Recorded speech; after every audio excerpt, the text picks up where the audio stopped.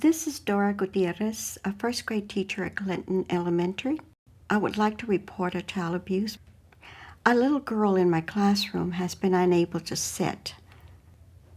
Yes, I have already sent her to the nurse.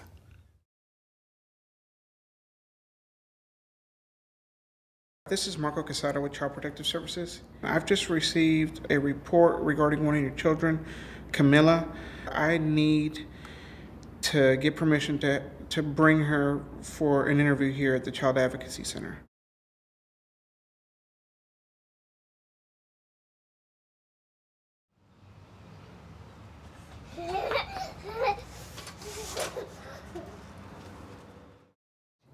Hi, Mr. Rivera. I'm Candace. Nice to meet you. I didn't get to formally introduce myself in the elevator. So I work for Children's Medical Center on their CARE program. It's the Child Abuse Resource and Education Team.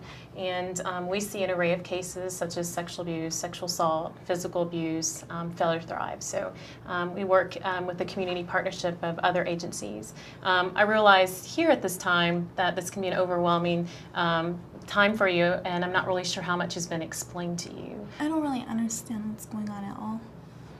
We got a report in indicating that Camila is not her typical self, feeling some discomfort, and has made some comments that lead us to believe that there possibly has been either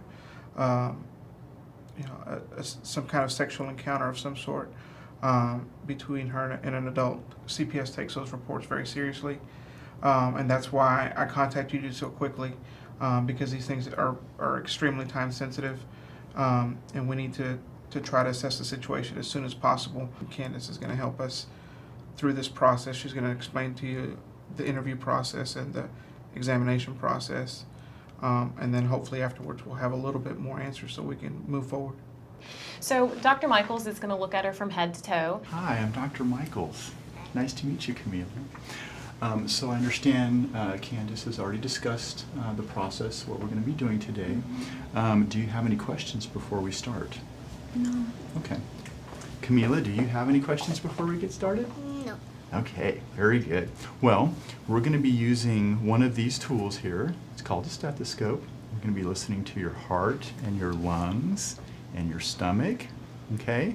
Okay. And we'll be looking in your mouth and your ears. Okay. Okay, any questions about that? No. No? Okay, very good. Where do you want to start? And during the exam, he'll also look at your daughter's private area. And depending on what he sees, then he may order some labs, do some cultures to send off just to make sure that everything is okay. All right, and during that exam process, I'll be in there with Dr. Michaels, and I'll do what's called photo documentation. And so I'll take pictures of her private area so that we can use for medical purposes, or in the future if we may need to testify. As soon as we conclude the exam, Dr. Michaels, myself, and even CPS here, we will talk to you about the results of the exam. Nice. CPS and the Center for Child Protection, law enforcement, and all the agencies working together are going to help support Camila and you in services such as therapy, maybe some parenting classes and other things that may be beneficial to your family. So in therapy, it'll be a good time for Camila to talk about what's happened, and her therapist will work with her in normalizing that behavior and helping her work through that, and also with you too. Okay. Okay. So Dr. Michaels is going to explain the results of the exam. Ms. Rivera, first of all, I want you to know that we did find some findings that were a little concerning. She's got some bruising and tearing of her hymen. Is there anything else I can do for her? She just needs time to heal. That's all she needs. Just want to encourage you to, again, engage in services and get involved in therapy, maybe some family therapy, moving forward in the future. That's probably the best thing at this point. And Ms. Rivera, you know that we can get you set up with some family therapy when it's appropriate for you and Camila, and I think we're also going to be working really hard to get you set up with some individual therapy so you can focus on some questions or feelings that you may have about the situation as well, and we'll do the same for Camila. So there's several services that we're going to set up to help you guys process this whole event. Thank you so much. Hi, my name is Cindy Cantu, and I work here at the Children's Advocacy Center. And what we're going to be doing today is I'm going to be talking with your daughter, Camilla, about what happened. This is Casey Bourbon, and she is one of our family advocates, and we'll let you know what her role is here.